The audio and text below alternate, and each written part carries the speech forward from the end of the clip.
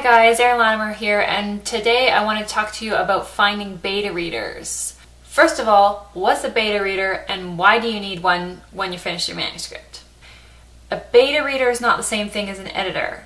An editor you actually hire, and a beta reader is free. Normally, you swap manuscripts with somebody and you each beta read for each other. So why is it important to get a beta reader when you could just hire an editor? It's important to have more than one person look at your book before you try to do anything with it. Personally, I try to get at least 3 beta readers to read my manuscript. People that are either heavily involved in the YA community and read lots of YA, or actual young adults. How many beta readers are too many?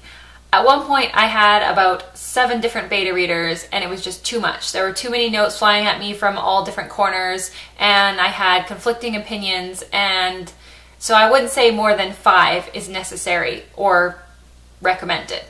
Now, you could ask your friends or your relatives to beta read for you, but they might just say yes because they're being nice. That doesn't guarantee you the full critique that you probably need. I would go to somebody and offer to swap manuscripts with them, and then you have reassurance that they're going to put their time and effort into helping you polish this manuscript. In order to find serious beta readers, I suggest going somewhere like absolutewrite.com and hanging out on the forums for a little while. After you get to know the place, you can put up a post saying, "This is my manuscript, is there anybody who wants to swap?" Usually you'll get more than one answer and you'll find great beta readers there. That's actually how I met Kelly, my fellow word nerd. So I really recommend trying to find like-minded people at Absolute Write who maybe write the same things you do. Now, what happens when you've got a situation like I did, where you've got advice coming in from all sides and maybe it's conflicting? Maybe one person's saying they love this scene and another person is saying, "I hate this scene, you should take it out." What do you do?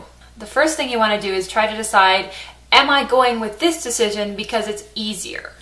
Is it easier not to rewrite this scene? Is it easier just to leave this scene in because I really like it, it's my baby, I don't want to cut it out? You want me to cut what scene? That's my favorite. You have to go with what makes your story stronger.